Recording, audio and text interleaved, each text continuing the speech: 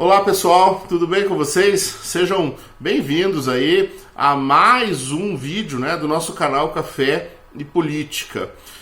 No vídeo de hoje, meus queridos, eu gostaria de tratar da repercussão que existiu em relação ao pronunciamento do último pronunciamento do presidente da República e as orientações que nós até então, enquanto cidadãos, estávamos tendo, certo?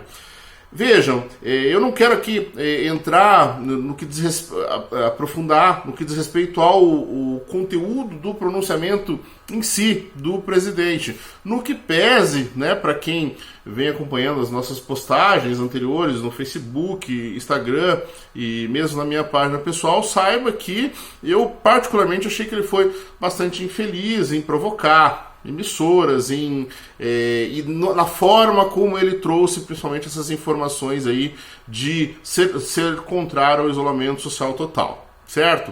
Eu acredito também que vale a pena, meus queridos, nós também publicamos aí na página no dia de ontem, tá?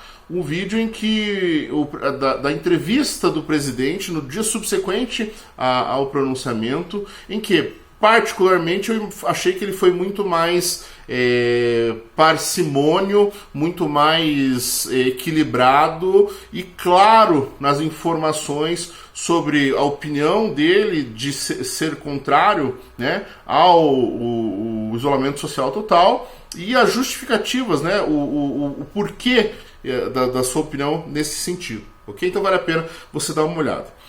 Agora, o que acontece, meus queridos, o que pesa é o seguinte: o posicionamento do presidente da República, nosso líder maior, dizendo ser contra o isolamento social, já impactou demais, na postura dos cidadãos como uma forma geral.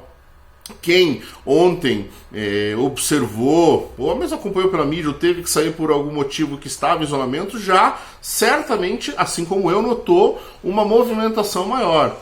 E isso não há outra justificativa senão a influência por parte do pronunciamento do presidente.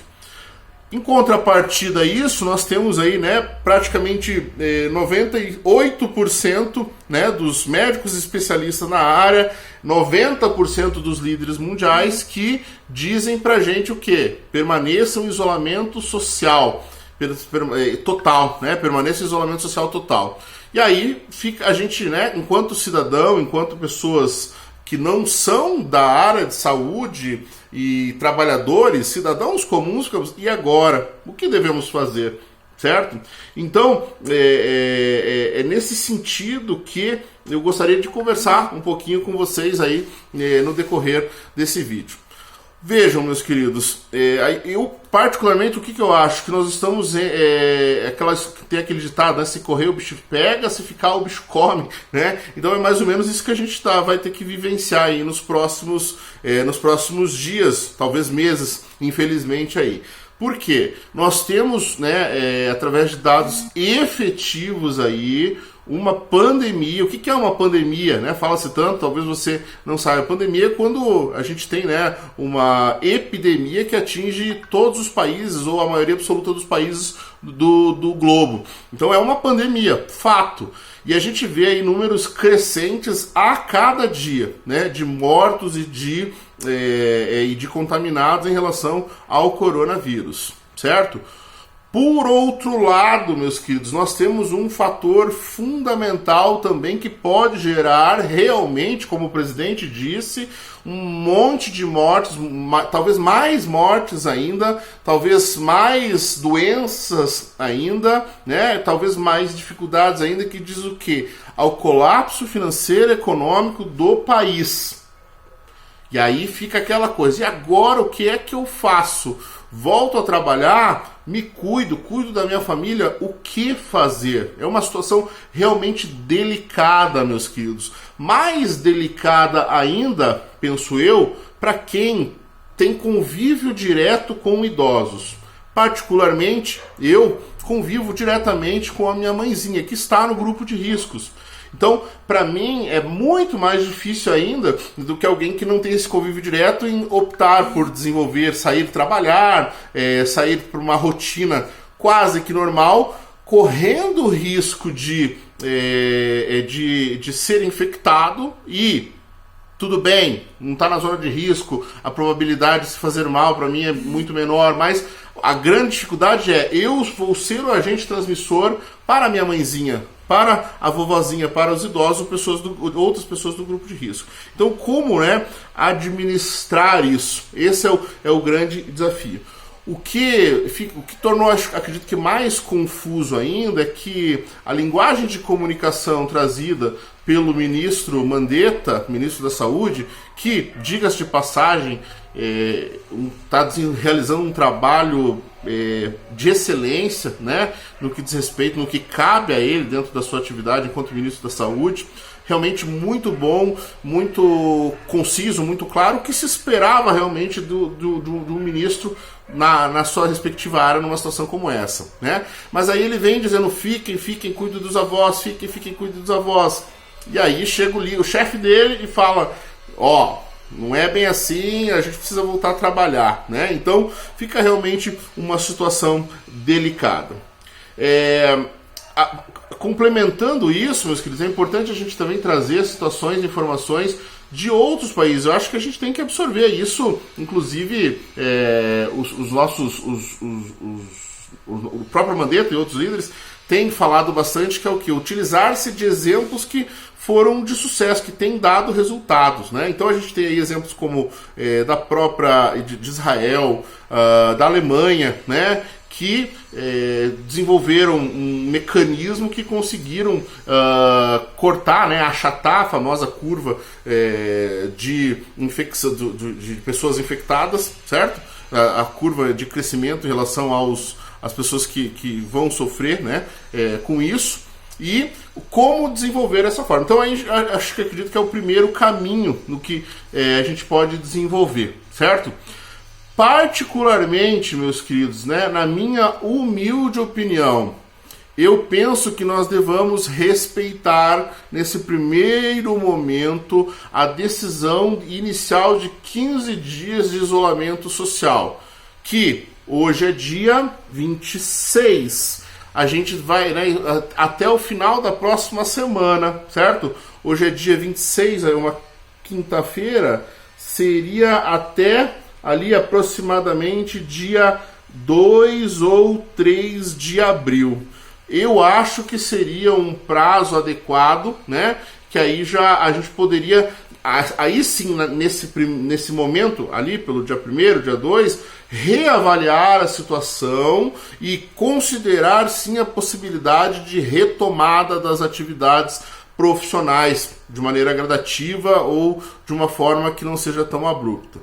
No entanto, né, fica aqui até uma sugestão aí de orientação por parte dos profissionais especialistas da saúde gerais em como, né, quais os cuidados que a gente deve ter para as pessoas que vão voltar para o mercado de trabalho, mas que convivem com outras pessoas que estão dentro do grupo de risco. Eu acredito que isso seria bastante sensato aí.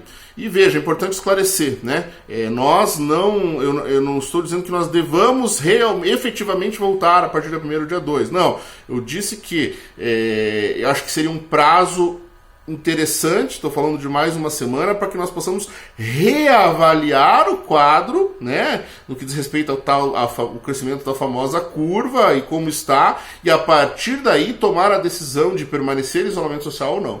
Essa é a minha humilde opinião. Por que, meus queridos, que eu falo isso e acho que seria legal, inclusive daí que os líderes, de uma forma geral, o líder maior, nosso presidente, os líderes dos estados, prefeitos, assim por diante, tivessem uma linguagem única neste sentido, certo? Para que a população possa se tranquilizar e principalmente que acabe com esse jogo político, né? Que acabe com esse jogo político.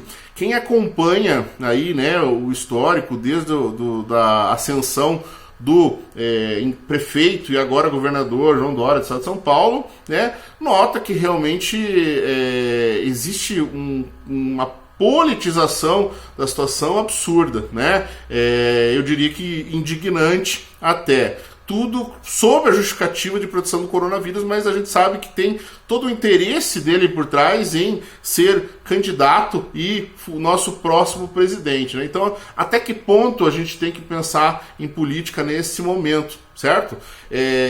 A gente chega, né, ao ponto aí de ver ex-políticos, né? Não gosto nem de citar nome para não dar ibope, mas ex-políticos hoje que cumprem pena em liberdade por aí, dando depoimentos pitacos como se fosse o líder, né, da nação. Não, eu acho que não é o momento disso, né? Eu acho que é o momento de a gente unir forças realmente e tentar de uma maneira coesa, de uma maneira única, realmente acabar com esse mal, né, que a gente tem aí, que é o tal do coronavírus, mas sem esquecer da população, sem esquecer da economia. E nesse sentido é importante dizer, né, as pessoas acabam criando um estereótipo, principalmente as pessoas com viés de esquerda mais extremo,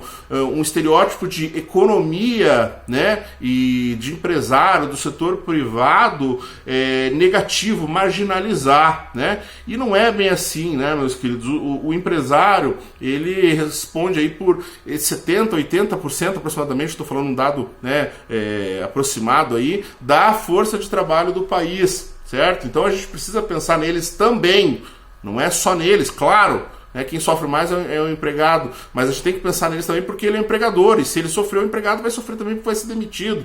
A gente precisa pensar também em aspectos econômicos, sim. Por quê, meus queridos? Porque se entrar em colapso do sistema financeiro, a gente pode ter um caos de guerra civil. Quando eu falo isso, eu estou falando do quê? De saqueamento de lojas, de fome, de miséria, assim, de uma forma geral, né? Então é esse o resguardo que a gente tem que ver do outro lado, né? No outro aspecto que eu imagino que o presidente tenha tido a intenção de expressar, mas que não foi tão feliz aí na forma como ele deveria. Então, né, se ficar o bicho pega, se correr o bicho come.